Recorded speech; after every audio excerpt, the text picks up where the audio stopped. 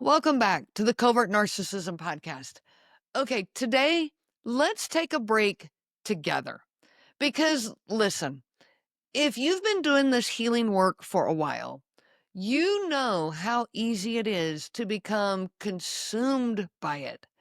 I mean, reading in every little moment of time that I had. This included like reading for a few minutes in a grocery store parking lot, or, stealing a few minutes while I'm sitting in the bathroom to read another article, researching another piece of narcissism, second guessing everything, replaying conversations constantly. I'm decoding text messages, reading back through email messages, text messages. It's like, you're in a psychological escape room and you've got no way out. But I want you to understand something. Healing is not just about understanding the abuse. Yes, that is necessary. You do have to kind of get a grasp on what you've been through. So you do need to understand narcissism. You do need to get it. But that's not the only piece of healing. There is another part. That other part is reconnecting with the parts of you that are not defined by narcissism. These are parts that are not defined by the abuse that you've been through. You see, this is the you that's underneath all of that abuse and triggers and PTSD and all of the overthinking and overfunctioning and overdoing. What about you? You see, I recently asked myself, if I were not doing a podcast on covert narcissism, what would I be doing a podcast on? I thought, okay, that's a fair question. And I'm going to tell you the answer. I'd be doing one on survival skills. Now, you might say, okay, you already are, and you're not wrong. I'm not talking about emotional survival here. Like that's really what I'm covering in the Covert Narcissism podcast is emotional and psychological and mental survival skills. No, I actually mean survival skills, like in the wilderness survival skills. Think, flint, fire, being able to build fire, collecting my firewood, foraging, finding my own food, fending off bears with a stick. Okay, maybe not that one, but I think you get the idea. You see, I've always loved the idea of being out in nature, of learning how to build a shelter, finding fresh water, finding my own food, making a fire from nothing, and even knowing which berries won't kill me. There's something about survival out in nature that to me feels very empowering. It feels very free, exciting, and even simple. There's a simplicity to it. Maybe part of the draw is getting away from narcissistic people. I mean, let's face it, there's no gaslighting squirrels. The manipulative raccoons don't exist. They're not going to, wilderness is not going to sit there and tell me that, they never said that. So I'm not going to have to deal with narcissism when I'm dealing with nature. So, yes, there's a draw there. Maybe surviving on my own effort is part of the draw.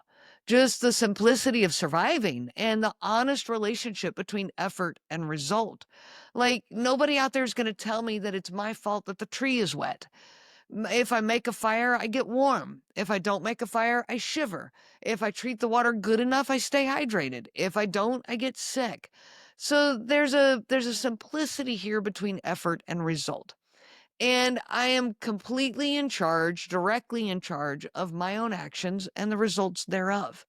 Not being in charge of anyone else's actions, feelings, thoughts, moods, that's really appealing. It's really refreshing.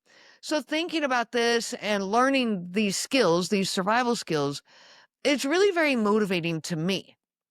It allows me to step outside of the world of narcissistic abuse and to find true pleasure in something that I enjoy. And weirdly enough, it's the same kind of healing that I want for you, for all of us that are on this journey together. So if you're stuck in that mental loop, caught in all the ruminating, the mental exhaustion of replaying the conversations, coming up with all the best arguments in the world that never get spoken, you're just emotionally exhausted from monitoring everybody else's moods. Here's the invitation that I want to give to you. If you weren't thinking about narcissism today, what would you be thinking about? I really want you to sit with that question. Maybe you'd be learning to play the guitar. Maybe you'd be painting birds. Maybe you'd be baking bread from scratch. Maybe you'd be building a kayak. I'd love to learn how to do that. Yes, maybe you'd even be learning how to navigate with a compass and a stick. Because reclaiming your life isn't just about walking away from the abuse. And I don't mean necessarily even physically walking away. You have to walk away from the abuse emotionally, mentally, psychologically. You have to leave it behind you. Whether you leave or stay in the relationship, you have to leave the abusive behavior behind you. But it's not, reclaiming your life is not just about walking away. It's about walking toward yourself. And I want to say something that might feel a little unexpected if you're deep in the work of all of the healing and the narcissistic abuse and all of that. You're allowed to come up for air. In fact, I'd argue that you have to. You can't stay living in this world of narcissism all the time. Healing from covert narcissistic abuse, it can feel like being dropped into this into a forest, like you've been dropped into this densely foggy forest with nothing but a flashlight and a journal. Have you ever seen one of those survival shows where they drop someone in the middle of the forest and they're only, carrying what they have on their back, and then they follow them on their adventure to see if they survive or how they survive? I've always wondered, like, if they're really not going to survive, I assume they're going to swoop in and rescue them. But you know those shows that I'm talking about. And if you weren't prepared for this adventure, if you had not done research and prep work about, survival skills, if you hadn't done that ahead of time, if you didn't have the knowledge of what to do, it would really be incredibly difficult to survive this drop into the middle of the forest. Well, that's kind of what's happened to you. You have been dropped into this forest of covert narcissism. But you weren't prepared for this.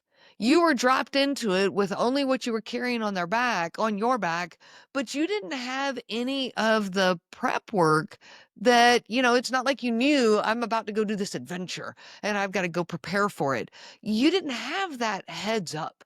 You didn't do the research. You didn't even know that you were going to be dropped in a forest and that you needed survival skills, emotional survival skills. You had to figure this out. And you didn't even have somebody who, would rescue you if you didn't figure it out. On those shows, I really do think that, I mean, at least the cameraman is going to be there. And if things really go wrong, at least they've got somebody to rescue them. But you didn't have that.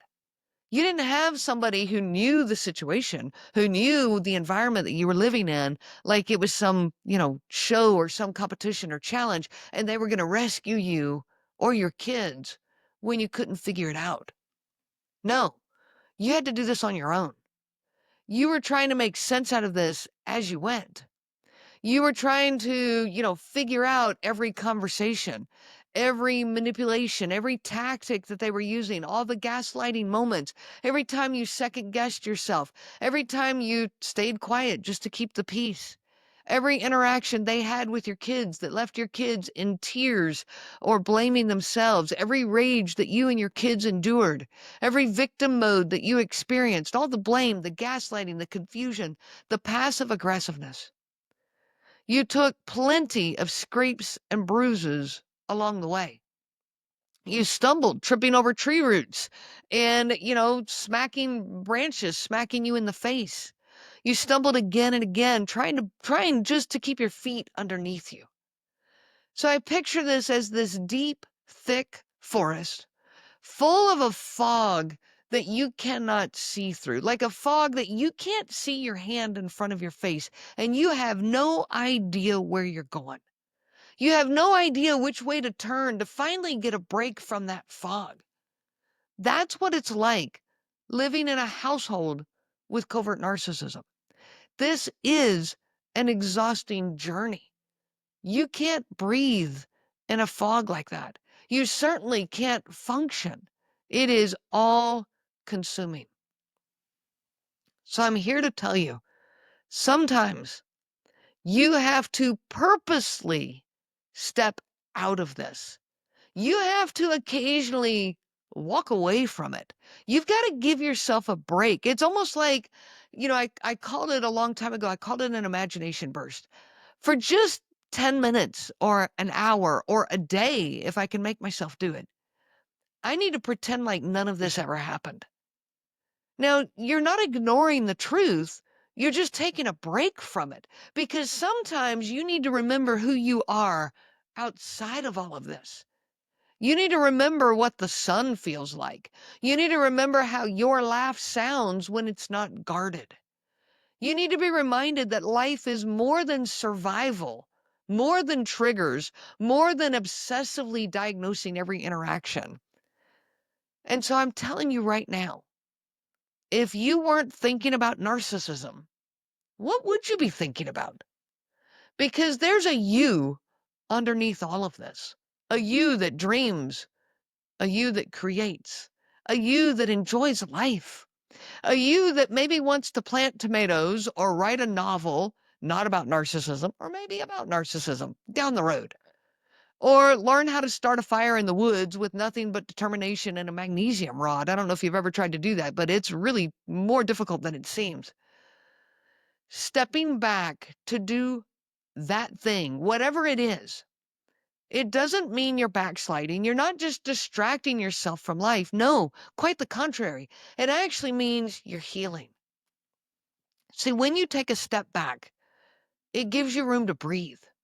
It gives you the space for your mind and your heart to relax just a little bit.